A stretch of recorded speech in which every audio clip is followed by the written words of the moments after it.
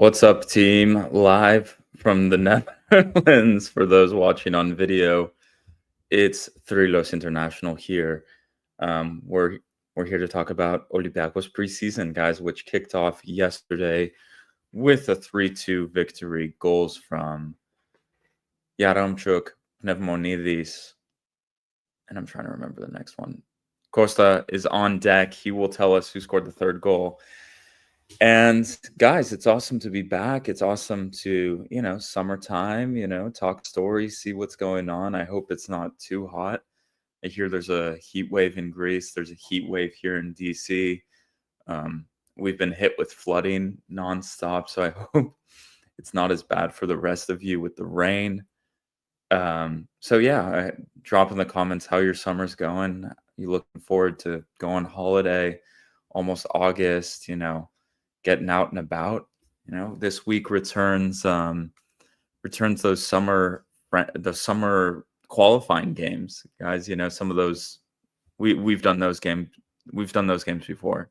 The Thursday night where it's 40 degrees in the stadium, or you're watching on vacation somewhere with a cold beer with your friends. So let me know, where are you going to be watching those Panathinaikos qualifier games. Let's jump into it, everyone. We hit the season off on a stride. Also, this is my first time going solo in a while, so if I stumble upon myself, don't worry. Of course, that's coming to save the day. And there he is, as the director from behind the scenes, putting photos up. So anyway, guys, why are you asking people like where they're going to watch their Panathinaikos and AEK qualifiers game? Who gives a shit? Because me and Martial are weird people where we love football and we like to go down to the port na pume se na nisi, and watch qualifying games, So I don't know. I think there's other weird people who do that as well, even when Olympiacos is not playing.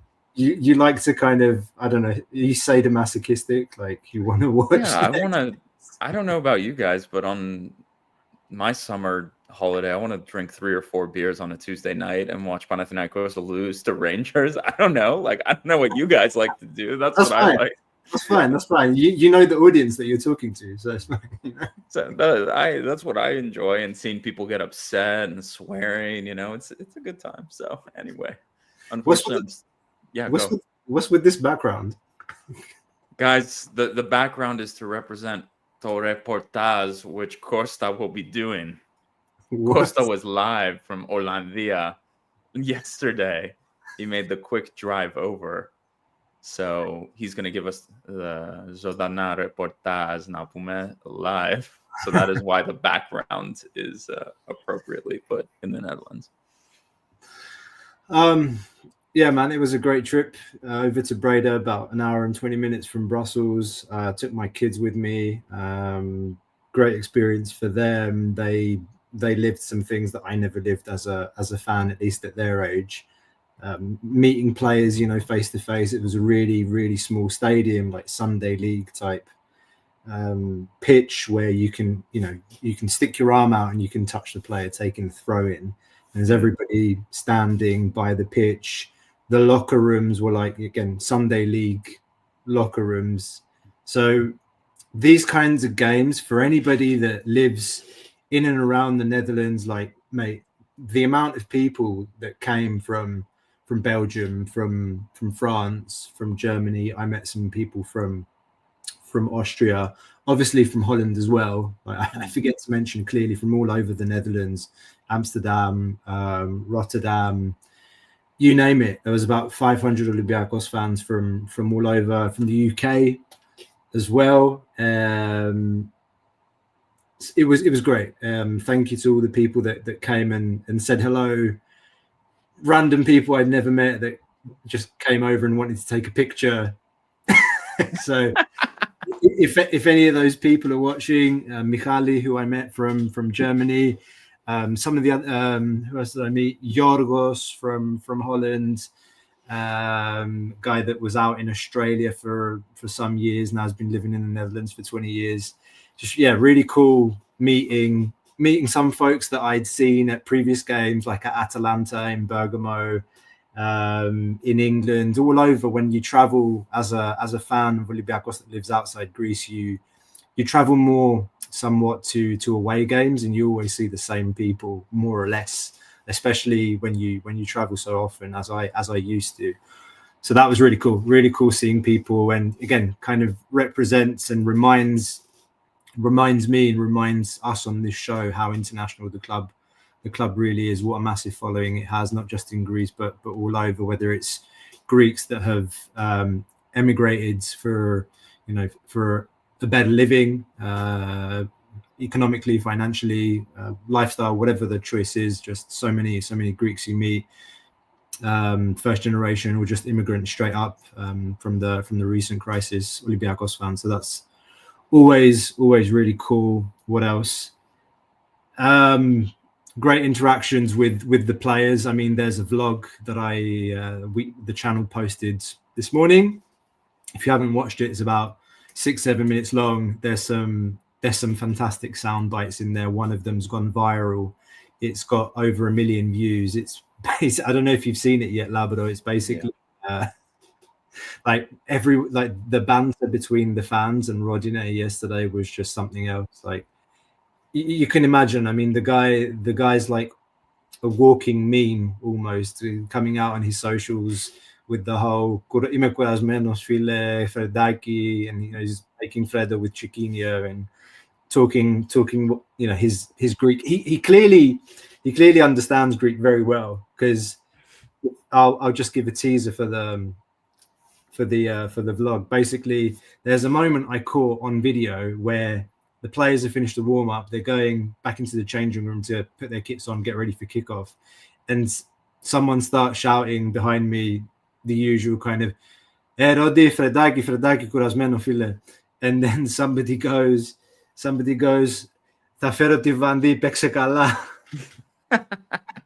And he just, like, you see him turn around and kind of react to it, and then he walks off and everyone's laughing in the background. And obviously it's not quite as good when I deliver it here on the show, which is why you should go watch the vlog and check it out. Really good. That insofar as some of the background, stuff happening behind the scenes that the camera doesn't catch from the experiences of a fan. Otherwise, man, first half was great. It was, they were playing on, we were on the side where we were attacking. So we had a lot of the ball in our area. Gelson attacking down the right-hand side where we were standing. And I think what really characterized the team first half was just the great understanding and the chemistry that all the players had. Kind of just took up from where we left off last season, really, in terms of our pressing. Whenever we come up against a team that likes to build out the back, that's an invitation. And I think being a typical Dutch team, Breda, they immediately kind of went to build up from the back, and we absolutely smashed them. And I think the way we set up in the half with Gelson Martins and Pnevmonidis and Yaremchuk, the defending starts from attack in the way that we press. For those of you that have been watching the show for enough, that Ari and I have talked a lot about Pnevmonidis, compared Pnevmonidis with Papakanellos, and I think pretty much everyone on this show was of the opinion that if you'd have to choose between one or the other, Pnevmonidis or Papakanellos, who's going to be playing this season, months ago, we already said it's probably going to be, it's going to be Pnevmonidis, because he does everything the coach wants in his effort, his work rate, the way he presses, the way he gets back on defense. He's rapid, got that low center of gravity. The other guy, Papakanellos, is a bit more delicate, Fortunis-esque, not as much work rate. So there were I know there've been a lot of question marks, and I'm monologuing here, but I'm on a flow, so I'll go ahead. There's been a lot of talk on this show and among Olympiacos fans the past couple of weeks about Yusuf Yazici and whether or not he's going to be on the squad this year, and how, you know, this preseason is obviously very important. He's coming off a very serious injury, ACL injury last season. Hasn't played since however long, 6, 7, 8 months. He slotted in really nicely, man, because the way we were set up, we had Dani Garcia and Yazici. Again, Yazici never played with the first team before, but slotted in perfectly because he does what the coach wants. He's aggressive. He tries to get first to the ball. He's aggressive on the second balls. And that's how we scored the first goal. It started from a play down the right-hand side. Gelson Martins on the break after a long ball in behind the defense into Yazici. Yazici shoots. It deflects off a defender. Second ball, Yazici gets in. Ball goes to Yazici. Yazici feeds Pnevmonidis. Pnevmonidis chips it over the top beautifully into Yaremchuk for a one-touch finish. Boom. I think it was the fifth, 6th minute of the game, 1-0 up. Dreamland, you know, dream start, first preseason friendly. And it was like storeladi, as we say in Greek. It was just, you know, picked up where we left off. Roman Yaremchuk included. Fantastic start. And yeah, it goes back to what I say about having what the coach wants. And I did talk to a member of the Olympiacos staff before the game started. And specifically, we talked about Yazici, and I said, okay, how's he looking in training? Like, you know, what's your feeling? And the response I got was basically, technically, the guy is fantastic, no question about it. It's all a question of how is he going to fit into the system and how he responds to what Mendilibar wants him to do on the pitch. And I thought that he did really well in that aspect. Like he played simple. He's a very elegant player, but you know, with effort, more than Fortunis, can I say? Like he contributed to the press as well, and every time the ball kind of came into him, you could tell that he's the type of player that he slows things down when the ball comes towards him. So he knows what's going on around him, so he's very fast in his thought process when the ball's coming towards him. There's some nice flicks, one-touch passes, no BS, passing the ball forward, progressing the ball as he did for the first goal. So I'm really happy for him, man. There's a picture going around of Mendilibar kind of giving him a slap in the face, praising him at halftime when he sat down on the bench. And I think that's characteristic of, you know, the coach obviously being happy with him. And the last point I want to make about him is, you know, long term we're thinking about Yazici. Obviously, it's just one game against NAC Breda. They're playing in, you know, their league is starting in 10-15 days, so they're supposed to be quite far ahead. Well, they are far ahead in their preseason. But what I want to say is that I think that position that we saw him in behind the striker, that's where you want him to play, not out on the wing. You want him playing in that role behind the striker. And if he's got the right midfield duo and the right wingers next to him that are helping him to press and make sure that the forwards are pressing effectively against the opponent, I think he's going to be a really useful player for us this season. And it's he's a luxury for us right now. So I've talked a lot about him. I know that a lot of the focus has been on Pnevmonidis, but honestly, for me, it didn't surprise me. It's like I knew Pnevmonidis was a really, really talented player. And I love his effort and his work ethic. And, you know, Mouzakitis started his career essentially with the first team last season, similarly, in a game against, I think it was another Dutch team or a German side. He scored that curler from outside the box. It's like, you know, that finish, which was Yamal-esque, top corner. And, you know, Pnevmonidis has started with a goal and 2 assists, and he could have had, quite frankly, he could have had 2 goals that first half. He had a fantastic save from Costas Labru, the NAC Breda goalkeeper. And then, I mean, first half was really good, man. That I think I summarized it as best I could. And second half, he changed the whole team. We had a lot of players that had never played before. Diogo Nascimento, Scipione in midfield, Cabella out on the left, Mouzakitis, Chiquinho on the right, Betancur, like Ruben Vezo played right back, then he played left back, Galogeropoulos played next to Retsos, and Botis played in goal.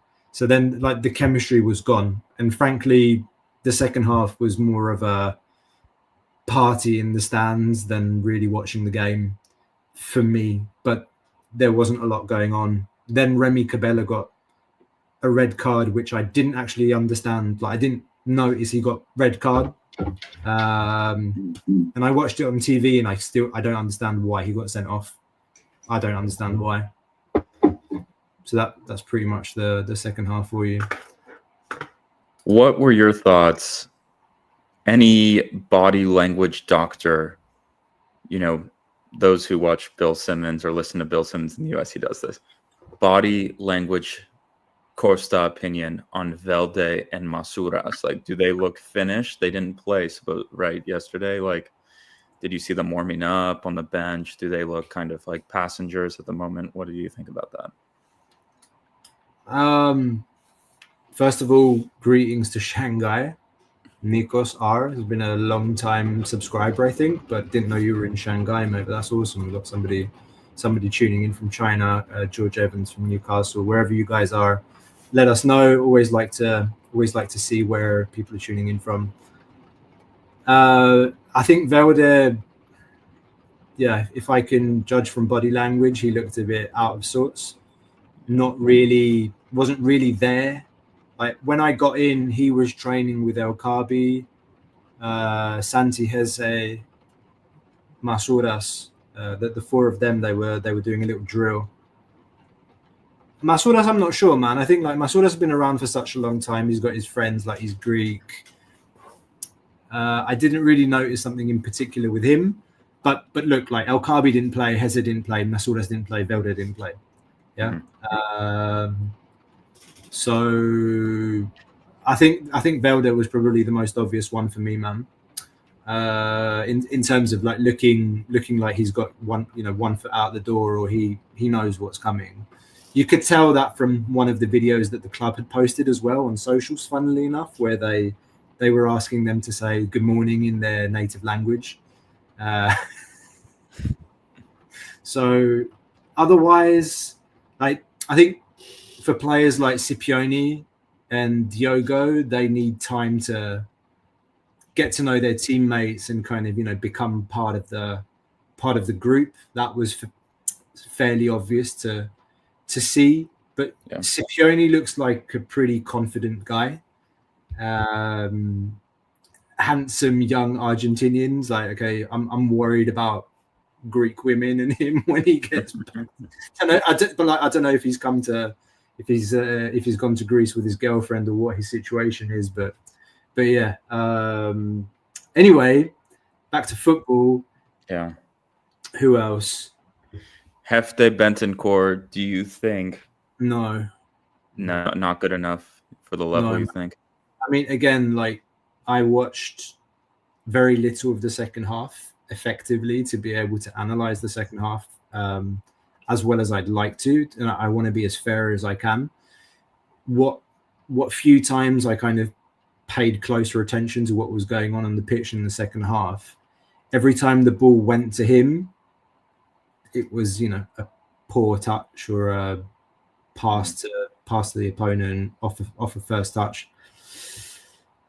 Again, when you play the way we play, you really need your striker to be strong, good at hold up, bringing some other players into the game, opening up pockets for players to run into. It's difficult to judge because the team was so out of sync in the second half because those players had never played before. So Chiquinho was playing on the right, Cabella was playing on the left, Mouzakitis was playing with Scipione for the first time, Diogo was on the pitch. Those guys, they barely know each other's first name, so to speak. And people will say, yeah, but the universal language of football, but these things matter. Like if you don't know where the player likes to receive the ball, how he likes to receive it. Little things that you take for granted when you're just watching things on TV and you think, this is just like a PlayStation, but it's not like that. So I don't want to be overly harsh, but I said on the last live show that I was on that Betancur was on my who I think is going to get cut list. And I hear the argument that if you're looking for a third striker, he's probably the best type of third striker you can have on your team, because he's probably not going to be creating problems in the dressing room, asking for more playing time or moaning, being in a bad mood, because he probably feels let's be honest, privileged to be in this position, playing for Olympiacos, a team that's won a European Cup a season ago, just won the domestic double. I mean, this guy was playing out in Romania. He'd been, chased out of the Cypriot League as a flop, and then ended up in Banter, became top scorer. I don't know, man. I don't think he can cut it with us. I think that if we need a third option as a striker, it could be Yazici as well. If push comes to shove. I remember one friendly that Yazici played last December or January. I think we won 1-0. It may have even been against our under-20. I remember it was covered in the press. Yazici played as a striker and he scored a goal in that game. So again, we have so many foreigners. We're going to start having an issue with foreigners that we have to submit to the UEFA list. If it's a choice between those two, I know who I'm cutting. And do you think Masouras could play as third striker this season, or do you think that he wants to kick on and try to make it to a World Cup and wants game time, essentially? What do you think the vibe is there? Do you think it's a matter of time for him, or what? It's a matter of who's gonna put up money to take him from us. Now it's time to put this nice background here. Okay, we enjoyed the flowers and the Dutch thing, but let's get back to this nice scene we have here. I just think, is he gonna push his way out to sort of be like, I don't think so. Don't you think he wants to play at the World Cup? And to play at the World Cup, he's gonna need to play football. Yeah, good point. Absolutely. He's been an important player for the national team. Yeah. Put in some better performances for the national team in the past year than he has at club level. I think fair to say. Yeah. Again, it's really who's looking at him right now. What kind of offers is he going to get? Maybe another lower, mid-tier, lower tier Bundesliga team. Maybe a top tier Bundesliga 2 team. Maybe. A team from Turkey. A team from the Championship in England. I don't know. I don't know what kind of offers we would receive for him. I can't see us getting the kind of value that we think, or the club thinks that he's would meet the valuation set by the club, so to speak. So it will probably be another loan, or he'll suck it up. In which case, that would lower his chances of going to the World Cup. And I mean, he's not old, but hang on, he's 31. Yeah, he's 31.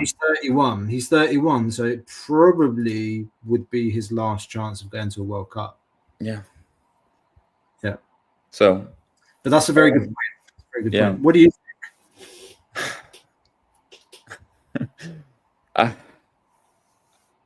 Last season, when he played for us, it looked so bad. It was awful. It was unwatchable at some points. So I want to see, actually, I'm quite keen to see Masouras a few times in the preseason, see what he's got. I just think the winger role, he's not able to play for Mendilibar. I think maybe as a second striker, he could play that that role maybe a bit more. I don't know. As a player, it seems like it's taken the Bouchalakis path where it's like the cycle is basically closed. It's time to move on for everyone here. And look what happened to like Bouchalakis' career after he left us. Like, it's not been great. Like, he played 9 games last season for Hertha Berlin and then was basically, outcasted, I guess. I was listening to the podcast he was on with the Veterades, and now he's like, what is he? He's 32, and he's basically a free agent now too, nowhere to play. Yeah. So I think it's time for Masouras to go somewhere. Like, he could go somewhere like Hertha Berlin or somewhere like do the Sayakas move. You go to the second division, get promoted, go to the Bundesliga, have a few seasons there. But I think it's kind of over at Olympiacos for Masouras. It felt in January that this was it. He was done, but he scored he started off well at Bochum, and then it kind of just like it was terrible team, right? But it just didn't really go anywhere. I guess he only scored 2 goals for them the whole season, or the whole half season he was there. 0 assists, 2 goals. That's it. So I think those 2 goals came against Dortmund. They had one really good game. So he had, the guy is just, not produced numbers basically for a few years now. He hasn't been in the double digits goals and assists for a little while. I know there's a comment from Look at My Eyes, DC. Can we stop talking about Masouras and Bouchalakis in 2025? I think one of the main reasons we're talking about it is because of the squad we have to register for the UEFA list. Yeah.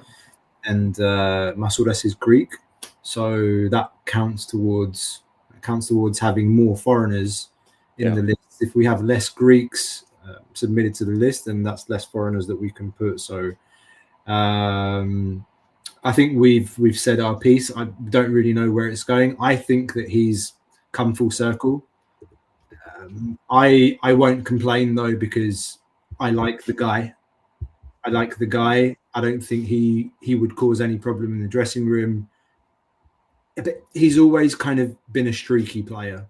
Yeah. He score a goal, maybe score 2. He's going to score next game. He's going to go on a run, and he's just been on one of those barren runs for us for a while now. Yeah, we'll see. Like, it's preseason. You never know what's going to happen. Most important thing in preseason is that the players get through it without getting hurt, because this is when innocuous injuries can happen. So that's number one. You never know who's going to be. There's always 1 or 2 players in preseason that you never, you come into it and you've never thought about them. Yeah. For many, it might have been Yazici yesterday. For others, it may have been Pnevmonidis. For others, Liatsikuras, for example. Or even, Gelson looked in really good shape yesterday. Costinha as well. Fitness-wise, they were bombing down the right wing, almost like it was the end of last season. Like, bang on it. Looked in really good shape. Ortega too, by the way. Ortega was defending down by where I was in the second half. And like, the Dutch, they're big boys, man. Like, big, young, athletic, strong. Ortega's we've seen it on TV, and I've seen it at the stadium. But when you're up that close, like when you see how he puts his body to shield the ball and how strong he is, it's quite impressive. Yeah. Quite impressive. So we'll see. I heard people say Rodinei looked a bit overweight too. Some you were joking, but he's always looked like that. I think, like, kind of. I think he's always been a slow starter in preseason, and kind of. It's not the first time we talk about this, right? I mean, Rodinei, I remember last season, at the beginning of the season, and throughout the conversation about he shouldn't play right back. Costinha should start right back every game. He's going to be a bench option this year. He's not going to be as important. And yet, Rodinei was one of the MVPs of the team last season. Because, also due to his versatility. Let's be let's be honest, he played right back. He played the wing, got loads of assists. Was a protagonist for the team throughout the year. Played much more than anybody thought he would. So you can't write that guy off. Yeah. But the one thing I do get from social media, reading comments on like the post that we put up that's broken a million views and gone viral, there are quite a few people saying that if we go through a bad patch, which there's always patches like during the season where we're not playing well, it happens to all teams. Like we get a bad result, we have a run of bad results, if things go bad, that he's going to be one where people are going to point the finger because of the Brazilian kind of laissez-faire, Fredaki, Ela Malaga, all of that stuff that he does. Yeah, I worry a little bit about that, and I wonder to what an extent the club might worry about it a little bit as well, and kind of pull his ear and say, look mate, like kind of okay, yeah, focus on the game, but as long as it's not a problem and as long as it's not affecting performance on the pitch, yeah, it doesn't, like, you don't think about it twice. What's interesting is that he posted something today, actually. I don't know if you saw it. No. He did a post today in Greek, and I'll translate it. He said, I don't know for how long I'm going to stay at this club, but for as long as I'm here, I'll always give the best of who I am until the end. Through pain and injury, I'll give my life. Is his post. So I don't know what triggered that, but it says something. So it's very clear. Yeah. In terms of like, okay, that's a commitment. That's a statement at the beginning of the season. Maybe it got to him a little bit yesterday, because it was wild, mate. Like literally, even myself, when I got there, I parked literally outside the gate where the team's coach came. And okay, yeah. I've seen the players, like I've talked to quite a few of them, I've shook hands, taken photos, whatever. So I wasn't really that interested to, do that thing where you pick. Yeah. But I was with my kids and I thought, all right, if I'm gonna make a move, I'm gonna go and get a picture of my kids with Rodinei. Because like Rodinei is he's the really popular one, or the really out there personality in the team.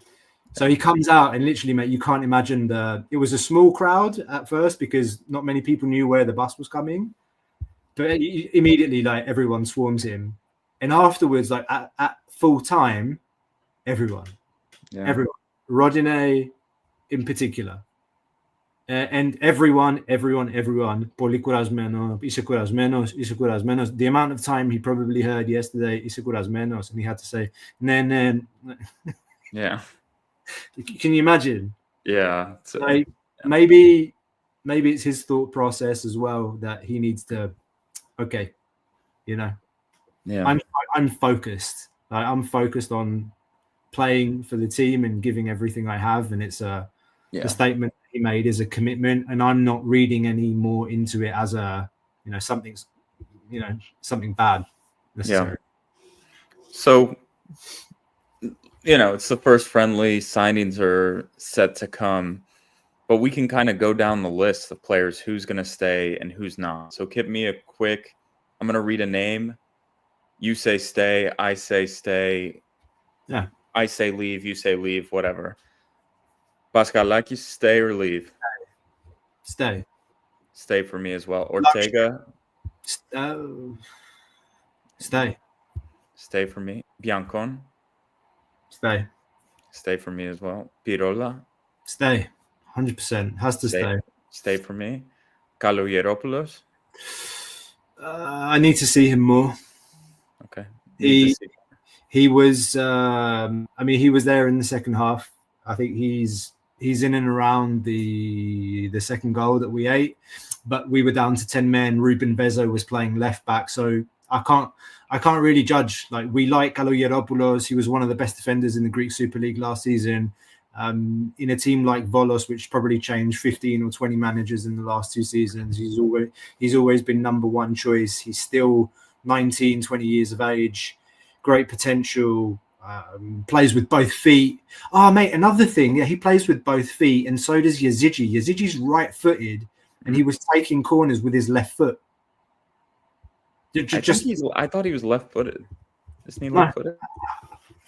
I think no, he shoots. He shoots equally.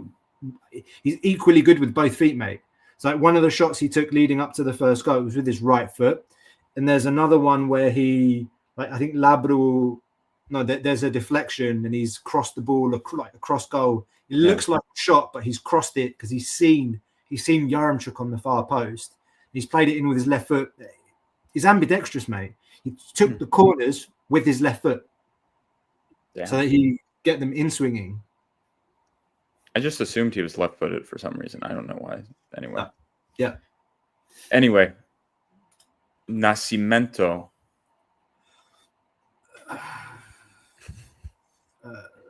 Early days, man. We just signed him 4 million. Was it 3.9 million euros? I think he's a little bit of a weird one. It's like, what is this guy? Like, what is this? That's my vibe with him. Like, I don't know. I'm to be seen. Like, again, we have to see him play more, but like, it's a little weird. No, it's a little weird signing. I don't know. It's getting a bit crowded there in the midfield, but yeah. That one we need to see more. Yeah, I can't decide, but at the same time, I can't bring myself to believe that we just spent 3.9 million on a central, like, attacking midfield option to loan him to Rio Ave. Yeah, I can't see that. I just want to bring up this message because I think it's pretty cool / funny from Anarchivi. I'm watching you while being on night watch at the head of operations of one of the 3 branches of the Hellenic Armed Forces. If I get caught, I'm effed.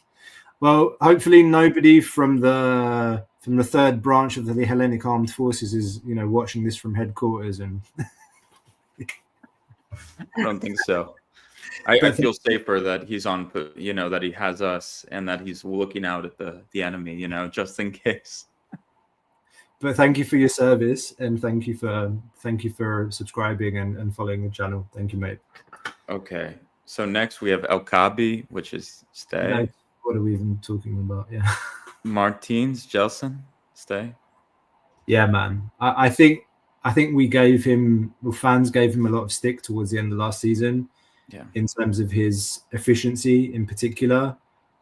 But I think that just, again, for the way that Mendy wants the team to play, he contributes a lot, and I think he's super important. Again, most important thing for him, perhaps more than most, is just stay fit, stay healthy, stay strong, and hopefully we see an even better Gelson Martins this season than we did the season before last and the season before that. Okay. Velde? Gone. Yeah, gone for me too. It's over. Danny Garcia, stay for me. Stay. Easy. It's just solid as a rock. Yeah. Like him. Coach's player on the pitch. Like, I never liked he's the Bora guy. I never liked that that terminology that was used for him, because it's just, in terms of what they do on how they are on the pitch, it's a terrible comparison. It's very misleading. I think he's an intelligent player, and I think he does what the coach wants, and that's enough for me. And he gives nothing but 100% and more every time he's on the pitch. So yeah. Okay. Yeah. Scipione, stay. Obviously, yeah. Yesterday it was hard for me because I wasn't paying much attention the second half. It was just it was pretty dull, because there's a question in there like, what do you think led to somebody's asked, what do we think led to the 2 goals? And I just really think it was the lack of chemistry. in the team, which is why the second half, to a great extent, was unwatchable. And then the red card, and we ate that second goal.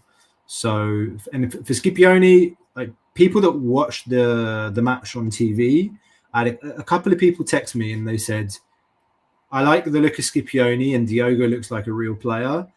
Cabella didn't impress. Yeah. Cabella didn't impress, but Scipione and Diogo, I got quite a few like positive messages from people that watched the game on the telly.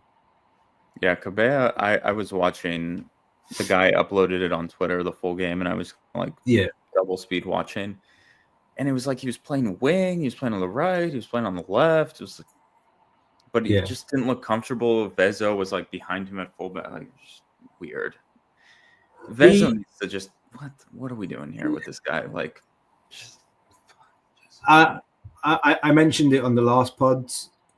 I mean, coach, body language as well. Like I think he had his connections with players that he knew from Portugal, players that he knew from Spain, common language, etc.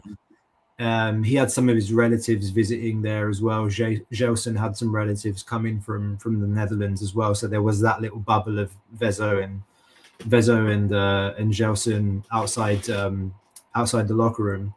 Yeah. But the manager's the kind of guy that would not leave him to train by himself. Yeah. In Greece, he thought, okay, come and make up the numbers, and you never know. But I think 99.9% of us knows that Ruben Vezo has little to no chances of making this squads for the 2025-26. It's weird because the guy did play like 60, 70 games for Valencia, 130 for Levante. Like, I'm surprised that just maybe he's not good enough for us. Fair. The level's pretty high, but like, I'm surprised there's no bites like from anywhere. So, I mean, he was playing at a Yup Sport last season. I don't even know where, like, is that first division? Turkey. First division Turkey, I guess. I'm trying to see how many games he played last season. Stadium is 2,000 capacity, so that's not the best. He played 26 games in the Turkish Super League last season, 2 in the cup, got 1 assist, 2 yellow cards. He played almost 2,000 minutes last season. I think Rio Ave, he may be helpful. I mean, I think he also played right back last season, more than he did centre back, by the way. Okay. But anyway, I think we no offense to anyone that might be watching that's a relative or a friend of Ruben Vezo, and Outlaw Jorge says Vezo used to be a good player. We'll see. I don't know. They brought him along for some reason. So anyway, moving on. Yaremchuk, stay. Oh, yes. Masouras, to be determined, we said. It's like 7. The chances of staying right now are probably 20%. It's like 80% gone, I think. It's funny. It's funny because there's all this talk about wingers right now, right? Yeah. And we have. Okay, let's think about this seriously. If you were starting a Champions League, first game of the Champions League today, and you're picking your wingers, you got Gelson. Yep. Who's your other winger? Rodinei, I would play. I think Gelson's better on the right. Okay. So my other winger right now is Remy Cabella or maybe Masouras, I guess. We played against NAC Breda, okay? Playing against Norwich on Friday, then we've got Alkmaar on Saturday. I'm really curious how the club handles the Pnevmonidis thing. Yeah, true. Because there's a lot of talk about this young lad. Was it Santino and Andino? Yeah. From Godoy Cruz. He's 19 years of age. He might be playing for the Argentinian national team in the under 20s, or was it under 23s? Like competition in September. Don't know how that's going to play out if he signs for us and then gets a call up to play for Argentina, by the way, in September. Anyway, but yeah, people are talking a lot about that, and I wonder, okay, how does that fit with developing our young Greek talent from our academy, like this golden generation, this golden crop that's just come through, that's won the youth league? Yeah. I have question marks about that. And then it looks like we're going for a more experienced player, be it Filip Kostic type, former Frankfurt at Juventus, played at Fenerbahce last season. I don't know if, like, you remember the Frankfurt game, man, but that was 3 years ago. Brutal experience that we had. Yeah. But he looked a hell of a player, and I'm gonna be. I don't know. Have you followed him much since? No, but that left foot of his is so insane, man. Yeah. Thank you. That's what I've been raving about, since his name came up. Just feed the ball to Costic, cross the ball into the box, and El Kaabi's going to score. That's what it feels like with that foot that he has. Yeah. And I said it on the Patreon chat.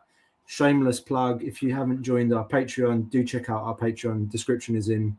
Link is in the description below. You can join our Patreon and become part of our WhatsApp group for $1 a month. You can get early access to all our content, exclusive interviews, deep dives, scout reports on new signings. Now's really the time to get involved with that, guys. I've got a couple more signings to go. Ari's on top of that. And there's a merch tier, $10 a month. Go and check out the link below at the end of this live now, whenever you like, and join that Patreon community and get more exclusive content from Philos International. I said on the Patreon chat, the guy's left foot reminds me of Yorgatos. And some people will start crying, sacrilege, what are you talking about, Costa? But literally, like, that sweet left foot that Yorgatos had. You remember Yorgatos went to Inter, and every time he'd get the ball out on the left, cross the ball, and Vieri would come in and head it, or just score a tap in. There's I don't know if you know this, real true story. Yorgatos came back to Olympiacos on loan, or like they wanted to get rid of him, and Vieri went to Moratti, the president of Inter, and said, "Bring Yorgatos back." And he brought Yorgatos back, and then Hector Cooper got in a fight with Yorgatos, and Yorgatos left again. But anyway, that's the kind of crossing ability that comes to mind when I think about Filip Kostic. Kostic is nice because he's played in a back five too, so he can be like a bit more defensive in Champions League as well. Knows how to defend, knows how to track back. So I don't know where his head at right now, but it feels like a Modesto special could cook that one up. So yeah, and I wonder what they would get in exchange. Probably Pirola next summer on first dibs. First option maybe, because I really don't want to sell Pirola. I going into a Champions League and not having a set centre back pairing is a red line for me. Yeah, it's a red line. You go in with Retsos and Pirola. I have my, I'm calm because I know that that's our best centre back pairing right now. There's no Carmo anymore. We don't know if Carmo might come back. I don't see it. I know it's been touted as an option, and some people are saying that we don't know yet because we don't know if Forest's going to keep him. We don't know if there's another English club looking to pick him up. There's been rumours about Blackburn and Leicester, but they're playing in the Championship, and this guy wants to be playing at a high level. No disrespect, like the Championship is one of the best leagues in Europe, in my opinion, but I don't think that's where he wants to be. And I don't think that it's a good move for him to come back to us, because he made a choice to go back to Porto last season. He ended up back with us and was like, okay, familiar place. I can play another season here, go back to Forest. But if he's not continuing at Forest and then he's like, I'll go back to Olympiacos, like, yeah. And we all saw the dip. We all saw the dip last season, didn't we? So it's not the optimal solution for me. So then it's a gamble because you never know. You never know. So I'm saying it very clearly. Selling Pirola for me is an absolute red line this season. I think it would be. It's not a hot take, but it's a very clear kind of statement coming out of this show today. Very bad move. Very bad move. Don't care what money it is right now. I'm not for it. I'm totally against it. Yeah, agreed. So then next we have Costinha, stay. Clear. Betancur, which is leave for you and me. Chiquinho, stay. Yep. Rodinei, stay. Stay. Botis left a lot to be desired yesterday as well at goalkeeper. I think he's going to be playing the B team. Yeah, okay. B team. Eze, stay. Yep. I think that if we're going to sell a player, the question's going to be, do you sell Heze or do you sell Masouras sometime between now and the end of the transfer window? Can't sell Masouras because of the numbers. The numbers just don't add up for the squad list if you get rid of him. So yes, I agree. Santi Heze looks like he's not pushing to leave. You know, I legit think he's happy, like content where he is. When the right thing comes along, he'll make the move. Yeah. But I don't see him as somebody that's like pushing and screaming to let me leave and I'm going to bring in a big offer and etc. Like Madi Camara a couple of years ago. He should just go to Forest next summer. Like play Champions League, play this season, then go to Forest next summer. I was thinking he was going to do it this summer, but anyway, didn't happen. But I think he should kick on and go play Premier League football. That's probably. Do you think we'll ever see that happen? Like a player that Olympiacos and goes and plays for Forest, like and actually becomes a success over there? I think he's the prototype to do it. I also don't think our fans would be pissed off if they left after 3 amazing seasons. You know what I mean? Like, are they going to be like, oh no, we got to keep him for another 4 or 5 years? Like, guy's like 24 from Argentina. He wants to go play top level football. Let him go play after a year of Champions League. So stay for this season. That's what I'm saying. But next summer, I think for him, for us, for everyone involved, it's probably best for him to go. That's how these things work best. Dragging it on longer and longer would risk Cisse, Camara, that story. What do you think of this question? So Mike Scobb, the real question is, can Yaremchuk be so good this year that Kaabi has issues keeping his spot as unmovable from starting 11? Good question. You know, maybe. I'll not say no. I think Yaremchuk has been on fire for a while now, and Kaabi was injured and then out of form, and he scored in the cup final. But you know what I mean? Like, he's got a. It's good. This is actually great. Like that, Kaabi has to train hard. He has to work hard. He has to get in form to secure his place in the team. So whether he loses the spot or not, I think we're in a really healthy spot at the striker position. So. Agreed. I said some things about Kaabi last season about, you know, if we would get a big offer during the summer, then maybe it's time for him to go. Yeah. But frankly, there's all this talk first of all about the possibility, because this isn't clarified, whether there is actually a release clause in his contract. Yeah. Some people say there is, some people say there's not. This is how it is. There's been talk about a new contract for him as well, but if the reports we hear are true, and he has, let's say, a minimum fee release clause somewhere to the tune of 4 or 5 million euros, right, it's peanuts for a serious club to pick him up. Yeah. frankly, the question for me is, do we renew him this summer? Kaabi, do you renew him? That's tricky stuff because he's going to be on the last year of his contract. So, I mean, if you renew him, you're doing it clearly to up the release clause or get rid of it. Yeah, because you want to have security. Because Mendilibar said in that latest documentary that's out on Amazon now that he's never had a striker like El Kaabi in his career. Yeah, I mean, the guy can be like, you'll ask yourself during the game, is El Kaabi on the pitch? Like, he hasn't touched the ball for 89 minutes, and in that 1 minute he pops up and he scores a goal.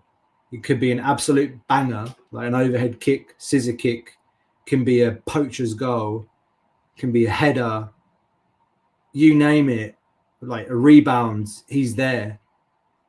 And that's the thing with El Kaabi, man. He's just stone cold killer. Never write him off. If you're a defender, and this is probably true of the defenders at Fiorentina in the final, they had El Kaabi in their pocket for 116 minutes. Yeah. But in that split second that they didn't catch him, he got ahead of the defender and scored that goal that wrote history. And that's the story of Ayoub El Kaabi, and that's the reason for me why he'll always be number one, especially while this coach is around. But I think you hit the nail on the head. Like, this is a fantastic dilemma to have as a coach, and it's a luxury because Yaremchuk's not the kind of guy I feel that is not going to cause problems, and he hasn't. And the way that the managers dealt with him, with what happened in December, January last season, when the club was about to, accept an offer from Venezia, and Mendilibar turned around and said, no, you're staying here. And the rest is history. The guy's super popular, with the fan base. He ended last season with more than 10 goals, goal in the final, the last goal of the season, went off and celebrated with the fans. For heaven's sake, our away kit, the white kit, I swear, it has to be made in his honor. The red splats on the kit, it just looks like him after his nose is bleeding. Yes. Bucharest, they had to come off. And Costa, there's a comment there from Threelos International.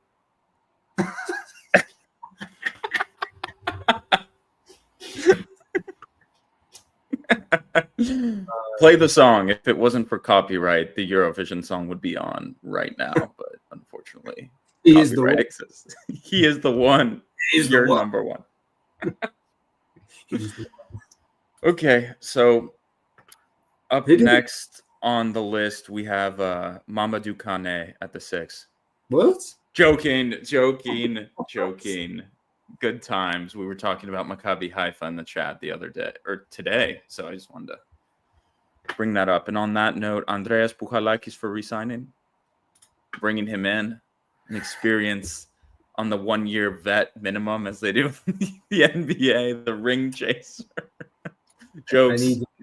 No need to answer that. I need you to focus and get Bucha on the show. Well, the message will be sent. Tomorrow. Okay. Retso's captain, yes. Onyemaichi. That's a yes, Bruno. I guess. Bruno. Meanwhile, 33 likes. Come on, guys, please. It's more than 50 of you following live right now. If you can smash that like button, it really helps the show, helps with the algorithm, helps to find more Olympiacos fans, or helps more Olympiacos fans around the world to help find our channel and join the red and white community. So that half a second it takes you to hit that button really helps the channel. Really appreciate all your support. Thank you very much. Okay, so moving on, Remy Capea to stay. Obviously, just got him. Is Lolis at the training camp? No, I don't think so, right? No, he is not. No. Okay. Zoulakis to stay, of course. Absolute must. Mousakitis, for me, needs to stay. Yep. At least one more season. One more season for him. I think he needs one more season, too. He wasn't as ready as Kostulas. Yazici, for me to stay. As third striker, I like Yazici. I like that idea. I also think we're at a good spot at the front two position. I consider those like together. Chiquinho, Cabea, Yazici, Roman, Kaabi. That's it. Maybe Masouras if you want to keep him. But I think the front two positions were in a very strong spot. I don't know what you think, Costa. For Yazici? For Yazici, keep. For me, it's keep. I don't know for you. Mate, I'm Yinomographics, as we say in Greek. Like, I think people think I love Yazici, or like, I don't know. I have Turkish relatives or whatever, but no. Martial loves him too. What did Martial say in the chat? He said something. God, he went on one of his rants. Hold on. Yeah, no, it's just the guy has something that nobody else in the roster has. And Martial goes, Yazici is easily the best offensive player we have signed in a long time, in my opinion. I'll stand on that, even if it does not mean he will have success here. That's what Martial says. Because Martial knows him from France quite well when he was playing for Lille and with the Turkish national team. So yeah. But I mean, mate, the guy, I said it earlier. He's got a really great first touch. He's ambidextrous. Some people in the chat saying he's left-footed. For me, I couldn't see a difference. I couldn't see a difference between his left and his right when I was watching him play in front of me. And I think for the Greek league as well, he's going to be really important. And that's the reason why we signed him in the first place. We needed that kind of player to come in and give us something different. Some people are likening him to Fortounis. Maybe different kinds, but there's just something about the player that I've liked from everything that I've seen, from the tape that I've watched as well. And I think what goes unnoticed is the effort that he's put in. When he had a serious injury. He just joined the team. It was his first match. How many other players would have said, I'm going back home to do my surgery and I'll see you in 6-7 months? Yeah. And kind of just sat and done their therapy and come back for the preseason next season or whatever. The guy, from what we know, stayed in Greece, stayed around the team. I've seen him at some of the games that I've been to where he sits, some of the players, they sit behind the press box. He sat behind me. Well, I think he sat behind me. Or was that someone? No, it was Omar Richards sat behind me once at the press box. Yeah. So they sit players in that spot there sometimes. Yeah. Yeah. So I'd seen him there a couple of times, noticeably a few times, kind of, getting up and shouting and, passionate about what's going on the pitch. You've seen some social media posts, like he's gone out on the pitch and celebrated with the team after some big victories, and even after some disappointing results after Glimt at home that game. So he's made that effort to make connections with his teammates, and that's before Remy Cabella joins. Cabella he knows from Lille. I'm really curious to see if those two get some playing time together and what they're able to do together on the pitch, because I think there is chemistry there from their time at Lille together. We've seen that also in the behind the scenes videos. Clearly, they're good friends, and those things do matter when you translate that onto the pitch as well, for better or worse. And mate, when the season ended last season, he kept training, and before this season started, he was at Ready training with Kalogeropoulos a week before preseason started. So all of those things, they mean something to me as an external observer. And then, as I said, the picture of Mendilibar giving him a little kind of tap on the cheek at halftime with a smile on his face. Yeah. It says exactly everything that I need to know about how the coach thinks about him, how the players kind of been behaving. So stay. And that wraps it up. Actually, the backup goalkeeper who was awful in the last game of the season, Anagnosopoulos. Yeah. God, I guess he stays. So Hectora Apoditeria is locker room. and then we have the two youngsters who are staying for me. Pnevmonidis and Yazici. Yeah. Yazici, Pnevmonidis, I think, are staying. We said this the beginning of last season. The objective for Kostoulas and Mouzakidis at the beginning of last season was to play 10 games.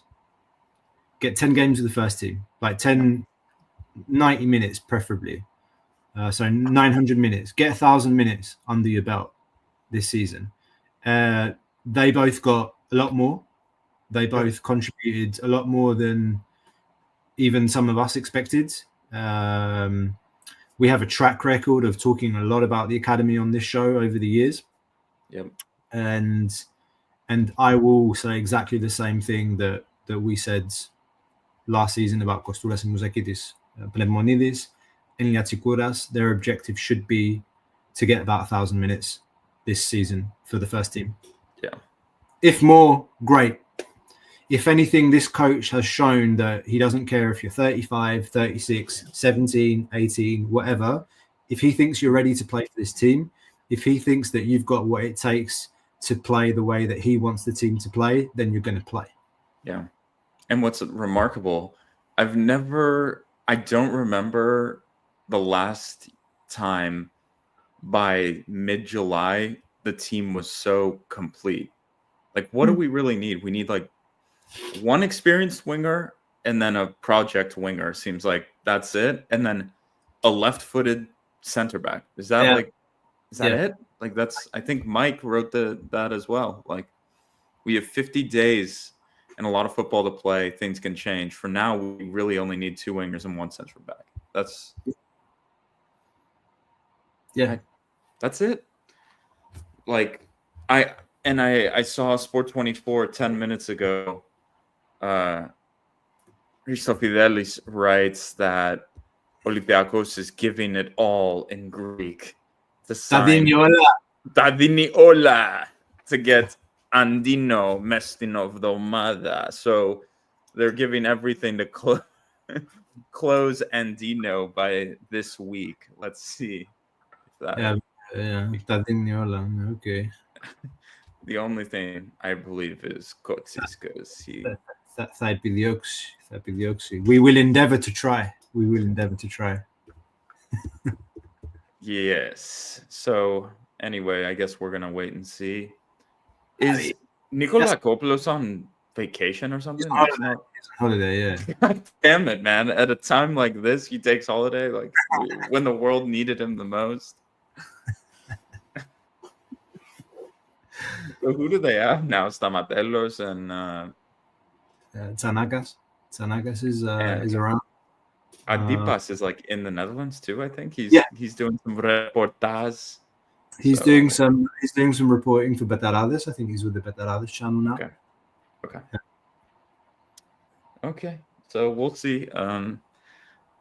We have the first like back-to-back friendly since the Pedro Martins Maccabi Haifa summer. I think we had last season too. We did. Okay. Exactly the same. Yeah. It was exactly the same last season. Okay. So we're doing that Friday, Saturday. You said correct? Yeah. Do you know what's good about that is that the team that will play on Friday will get like a good game. Like the players that will play on Friday, they'll get a good game. He won't do what he did yesterday, which is 45 minutes. 45 minutes. Like the players will get a proper game against Norwich. Hang about. Did Norwich get promoted this season? No. I don't think so. They didn't. They didn't get promoted, did they? No. But the season starts soon for them, I think. I think you're right. Yeah. I'm curious. I haven't seen their squad. Yeah, they play their first game August 9th with Millwall, so it's like 2-3 weeks away. They've got. Hang on, what's this? Wow. They're doing a double. They're doing 2 games in one day. They play us first and then Den Haag. I just saw that. Oh no, we're playing them at 12, but they're playing Den Haag at 7. Yeah, interesting. Okay, that's a new one. That's something, yeah. I'm curious if they have any players that we might know. They don't have American legend Josh Sargent still kicking away. Josh Sargent's still there. God, what? Great player. Josh Sargent's still there. Big timer. He's a big player at the number 9 spot. Ooh, Shane Duffy. They have Shane Duffy, man. That's a big player. He's been around for a long time, hasn't he? Yeah.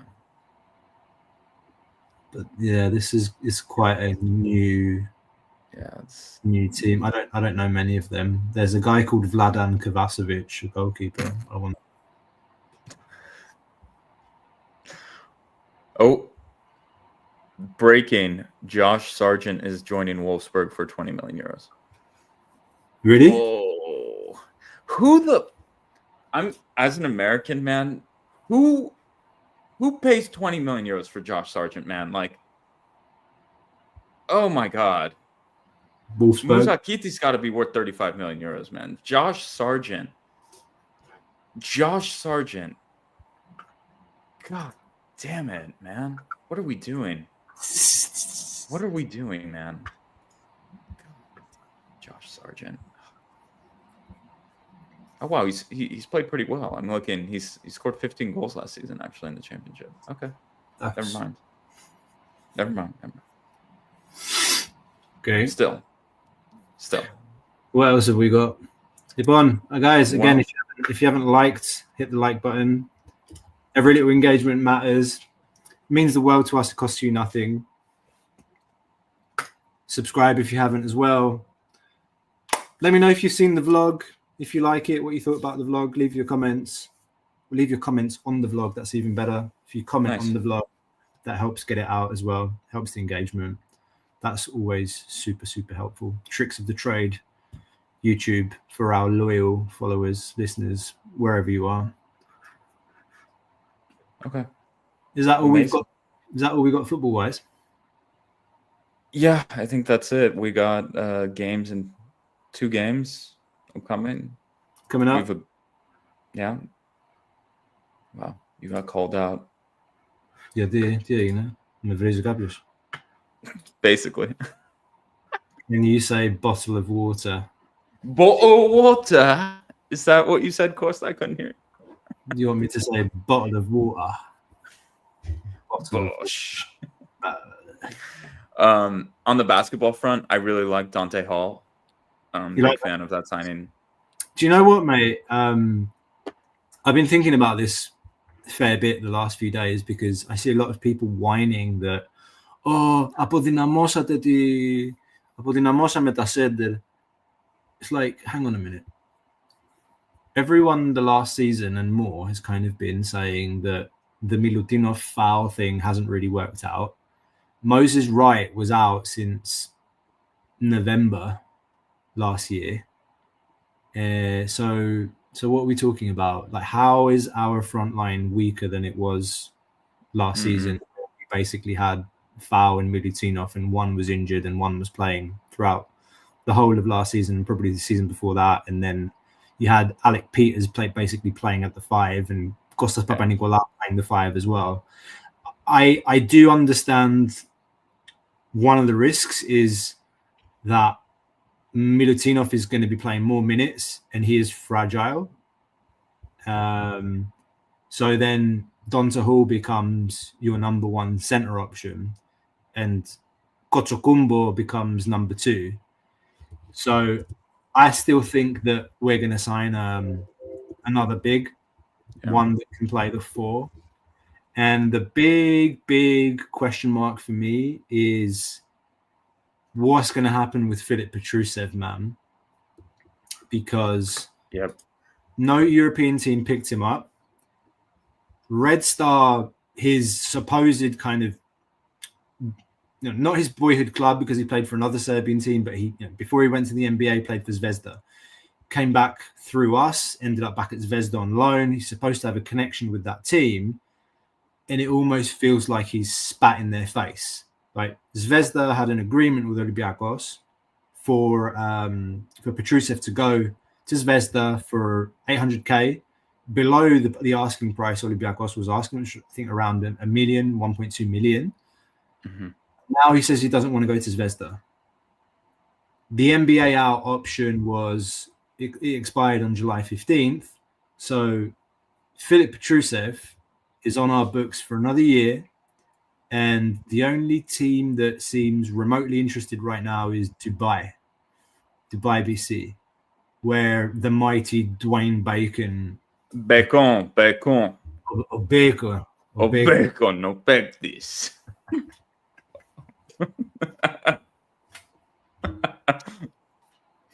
Labra and I have a little inside joke about that, which is why I can't keep my face straight. Apoclisticao, Dwayne Bacon in Esto Dubai. Oh my god. Good times. Hapoel's not happening. I think their CEO even came out and spoke about that publicly. Where are they even going to play? Hapoel. Where are they going to play? Bulgaria. They're playing in Sofia. Okay. Yeah. Okay. Anyway. Yeah.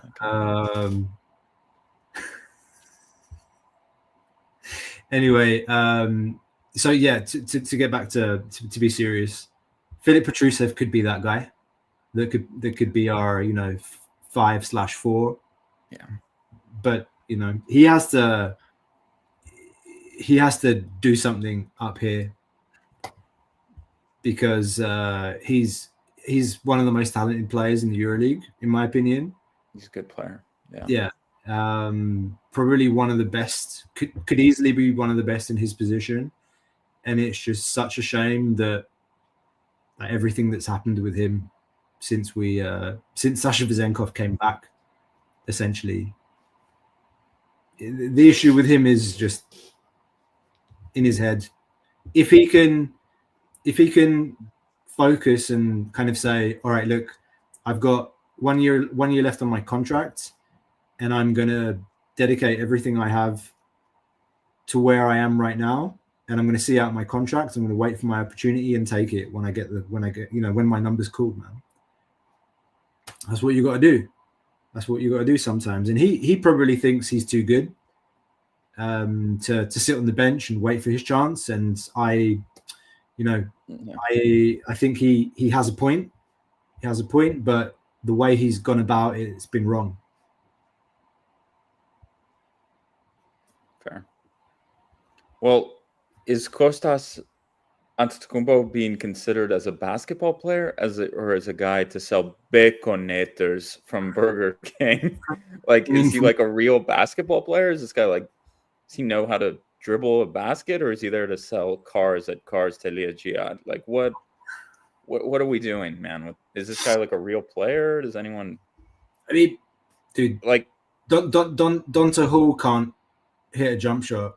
I don't care. Dante Hall can play basketball. Kostas Antetokounmpo, we're still waiting to be proven if the guy knows how to dribble a basketball. So I mean, the guy's 28.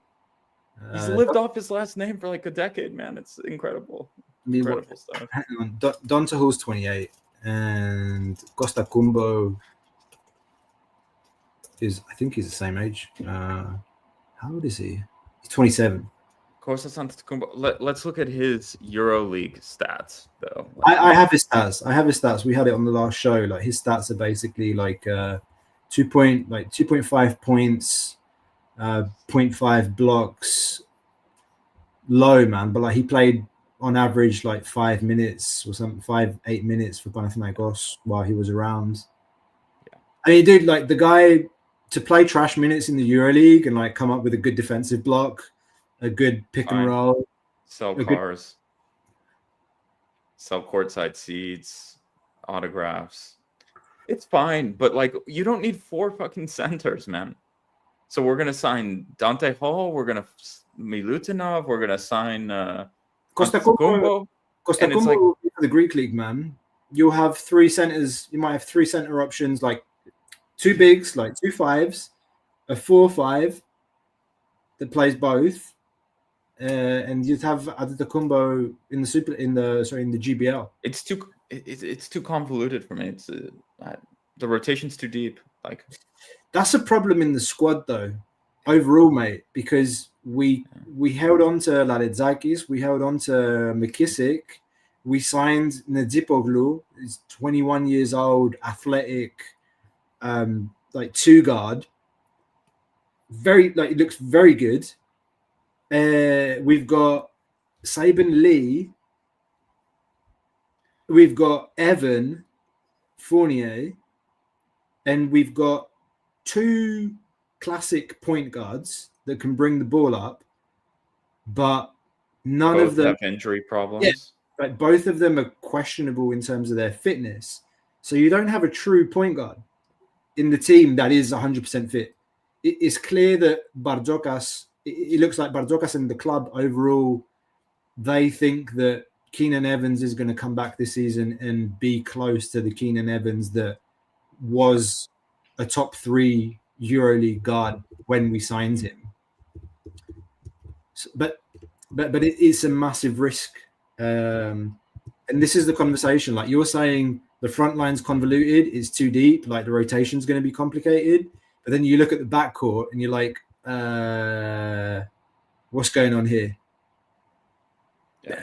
And if we sign another one, which I think we will, we need that scoring option to lighten the load on Evans. For me, like I want more than anything, for the story for this season, it has to be redemption for us via Keenan Evans, if that makes sense, because he's got his own thing to not thing to prove, but he has a comeback story in him. Yeah, we kind of, he'd be the last key to the puzzle type thing. So without Misic, who, maybe that wasn't a good idea to start. What, to sign him?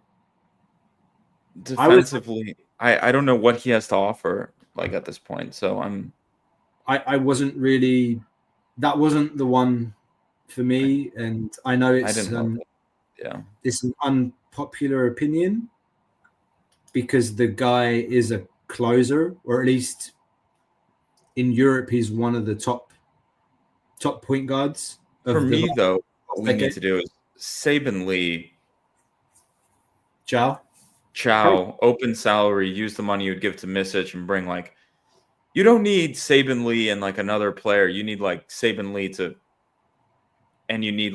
to open some space for a player who can play some real minutes. That's what I would do. Use his salary as well as whatever budget you've got left and go in for a better guard. A ball handler, because the amount of times I've seen this Olympiacos team with like Thomas Walkup or Saban Lee or whoever is struggling to bring the ball up because like Nigel Williams-Goss was injured, blah, blah, blah. That's an issue. So we need a ball handler, real bad. Ladezakis cannot ball handle. No. Anyway. I think what you do is you play it, we saw some crazy player like Lonnie Walker came over mid-season. I think you roll it out as it is to start the season, and then you get you pull someone in, right? Like maybe you pull in like a better one who gets cut, or he's a 2-guy, isn't he? Who? Lonnie Walker. Yeah, I don't want Lonnie Walker, but what I'm saying is you can find a dude from the NBA. Have you heard the name of the guy that we're looking at supposedly? No, who? It's this guy, Jones Garcia. No, I haven't heard him. So he's been like, he's the top scorer in the summer league, basically. Okay. So he's on the Spurs. What's his first name? David Jones, yeah, he plays for Mexico City. Capitanes. David Jones Garcia, born 2001, so he's what, 20, 23, 24. He's been averaging like 25 points a game, like 4 or 5 3-pointers. Left-handed. We seem to be looking for a left-handed player. Okay. The guy is a 3-level scorer. He can score inside the paint, hit the mid-range, shoot from deep. He looks like a 2-3 guard. He's 198. I don't know what that is in feet, but he's quite tall. Yeah, he's like 6'5". Yeah, he handles the ball pretty well. Apparently Barzokas really likes him, but he's obviously looking for an NBA contract, and they've been saying that the next, maybe, I don't know if you can say anything to this, like, you know the NBA better than I do, but they're saying the next 3 days are important. Is there any reason why the next 3 days are important? 3 days, I have no idea, but they're going to give people 2-way contracts and go out for training camp probably next few weeks. Okay. So they need to finalize these people into basically 2-way contracts, or I guess they can give them a G League contract, but you don't really want that if you're a player. You want to play well in summer league. You want to, either you're drafted and you're playing because your team wants you to play minutes, or you're a dude who's looking for a 2-way contract to be able to like get onto an NBA training camp roster. So there's probably a decent chunk of dudes who are trying to get on like the last few roster spots for a bunch of teams. So I mentioned this guy to you before, Jared Butler. Jared Butler. Yeah. Is he the one who played for the Wizards? Yeah. Yeah. Jared Butler. Context, no comment, man. Context, Labro lives in DC. But no comment? The Wizards suck, man. Like, I don't know what to say. Like, the Wizards are awful basketball team. Jared Butler's been like just like a journeyman for 4 years now, and just not. He could be talented, you know. He could come to EuroLeague and could stick, but to me, it's not the most impressive NBA, or let's say, you know. I don't know. I guess he played quite a bit for the Sixers last year because they were tanking, so they threw him in. He played 25 minutes a night. He shot 35% from 3, had 11 points, 5 assists. It's not bad. He shot 35% from 3, 42% from the field. I can see how this guy, David Jones Garcia, is a Barzokas type player. But the thing is, what people got to realize, what Europeans don't realize, is shitty NBA teams, like shitty post-March NBA teams, will just play shit players to try to lower their draft stock. So Philly at the end was just like, Jared Butler, you've played in the G League for 4 years. Like, welcome to Philly, baby. You're playing 25 minutes a night. Like, so people see like, oh, Jared Butler was playing 25 minutes a night for Philly and like had 12 and 5. You know, it's like, you know, people are like, oh, he played pretty well. No, man. Like, do you remember Kalitsakis played for the Thunder and had like 30 points one game, and all these Greek people were like, oh my God, he's an NBA player. No, they went like 15 and 67, man. They literally were just like putting bodies on the court, and they were just like, who do we got? The guy's like, Kalitsakis. They're like, is that a disease? No, it's a player. Like, get in there, man. Like, get in there. He's like, you know. So at the end of these NBA seasons, it is just garbage ball, like the worst players. If you're not going to the playoffs, you play like your G League guys and be like, oh, this guy's actually not bad. 25 minutes a night going 12 and 4 is like not the best, to be honest, but okay, maybe. I don't know. I didn't follow that much, but I didn't see him play much. So who knows? It's the same thing with Saban Lee, dude. Saban Lee is not a good basketball player. That jump shot is fucking awful. That is.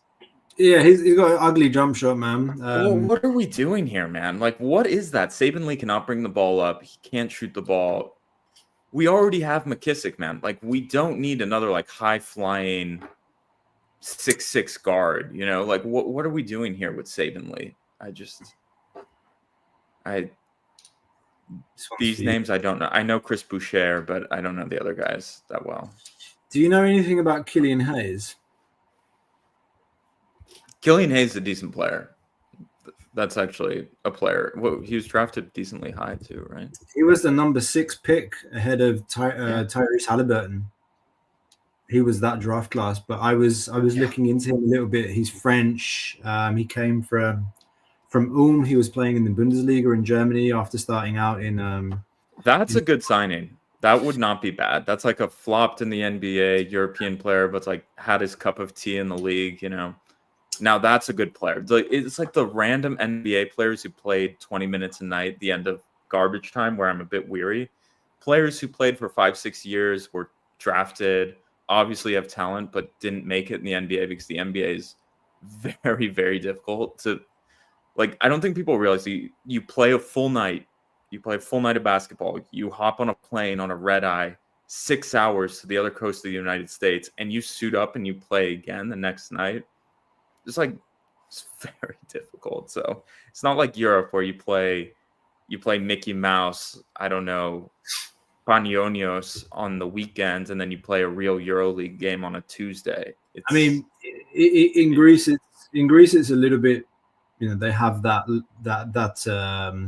luxury. Can I call it? The players, at least playing for Olympiacos or Pnevmonidis, the high, elite players going back to the league, and they play like almost an exhibition game against Mykonos or like a Gardica, and then they go and play a EuroLeague game. But if you're playing in Spain, man, in particular, like that's a different beast. But I'm talking about Killian Hayes can come here, play basketball, play with a coach, develop.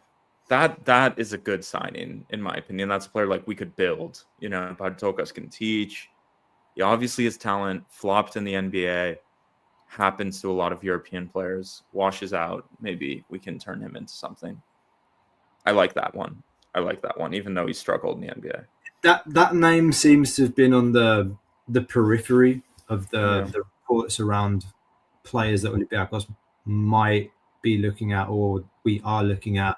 He's a lefty as well, and the profile, you described it perfectly. I think I watched some videos, and there were some YouTubers that were talking about him as being one of the worst draft picks ever. Like, is terrible. I'm looking at his numbers, man. He shot sub 30% from 3. He's mediocre free throw shooter, like 75%. But he looked like he kind of picked himself up a bit since he got drafted to the Nets. He played for Detroit, man. He played for Detroit for 4 years, and then he had a cup of tea with Brooklyn basically last season. Yeah. Paris is looking at him, and that looks like a pretty nice fit for him, man. Like, after TJ Short's leaving, he'd play a lot there. He'd get a lot of minutes. That would be a good place for him personally, probably, to land, to be honest. Yeah. But okay. I mean, if Evan Fournier picks up the phone, he's like, you need to get your butt over here. Wouldn't you like to see, like, it happens in the NBA a lot, right? The player kind of picks up a phone and is like, we need to get you over here. But it doesn't really happen. Killian Hayes is weird. He's born in Florida. Yeah, he's French American. So his dad was a French player? No, his dad's American, played basketball, and his mom's French. Okay. A year later, he moved. Oh, his dad started playing basketball in France.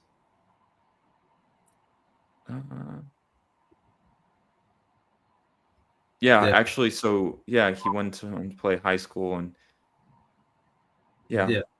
okay, so he's a bit okay, he's American but French. Okay, maybe Fournier can call him and be like, hey, let me. Fournier is active on his social, guys. Like, for the 38 of you that are watching us live, and whoever's watching this afterwards, like, let's start spamming Fournier. It's like, get Killian Hayes over here, mate. At least make the call. Make the call. Tell Bardokas he's Kushti. Like, get him over here. And so let's end this episode because we're going on. Who's excited to watch Panathinaikos lose to Rangers on Tuesday? Are they playing on Tuesday? Are they? I had no idea. I don't follow this. Bosh. Who's going to watch Aris play with an Azerbaijani team on Thursday? I don't follow these crappy teams. I'm a sicko, man. I love it. I watch all of this stuff. I am a I'm sick in the head, man. Like me and Hectoras and all these other guys, like we love watching these games. So is Ike playing this week, guys? Drop it in the comments below. Who are they Like playing? I can't wait to fire up my Firebox. You know, it's been a little cold over the summer. I haven't used it much, and I'm going to tune in. Are they playing Maccabi? They're playing Hapoel Beersheva, I think. Ike is this Thursday? I think so. I think they're playing Hapoel. Yeah. Okay. I thought they were playing Doran Leidner's team, but no, he's at Tel Aviv. That's the stuff of nightmares, man. That is Hapoel Beersheva. Like I still have nightmares from Victor Sanchez. Yeah. So when do they play them? They play them this week or the week after? They play them this week as well, Thursday. Okay. Are they playing Europa League? Conference. They're playing conference. PAOK hasn't even started qualifiers, right? PAOK doesn't play this week. They play the following week, I think, right? They are playing Hapoel Beersheva, confirmed. They play on the 24th, which is Thursday, correcto. What is PAOK even playing qualifiers? I don't know. Did they slip? Like I don't. Are they not in Europe this season, or are they already qualified? It's not coming up on my calendar. See you last. Anyway, that's weird though. Is PAOK not even there? There's no. Okay, we'll see. I guess I have no idea. They're in the Europa League, says Hector. Oh, already? They're done. They qualified. Good for them, if so. The second spot in the league, was it automatic? Anyway, who cares? Well, Panathinaikos is in Champions League. Didn't Panathinaikos finish second? It was Ike fourth, PAOK third, Panathinaikos second. So Panathinaikos got Europa League qualifiers, and PAOK went all the way to Europa League already. Is that not okay? Not qualified. So they have to play a playoff at some point. Okay. Nice. Maybe it's just not been drawn, so it's not showing up on my schedule thing yet. Okay, maybe that's it. Okay. All right. Should we wrap it up? Yeah. We did football. Thank you, everyone, for watching. We did it all. Everyone is looking forward to vacation in August. Costa's off to Crete. I'm off. Wait, I'm off. Not Monday, not tomorrow. Monday after. I'm gonna go to the Norwich City game. It's up near Rotterdam, so it's a slightly over 2 hours drive up to Rotterdam. I'm gonna do that on Friday. You going with some friends? What are you just? I'm gonna take one of my kids, and my dad's coming over from the UK, so I'm gonna drive up with them. And then Monday we're off to Greece for holiday for a couple of weeks. Nice. Okay. Well, I'm heading west. I'm going to Portland, Seattle for work, and then I'm off to Honolulu in August. So I'll be watching the games at 3:30 in the morning. So Honolulu na pume in Hawaii. So I'll be sending pictures with my gear from Hawaii. With your acai bowl?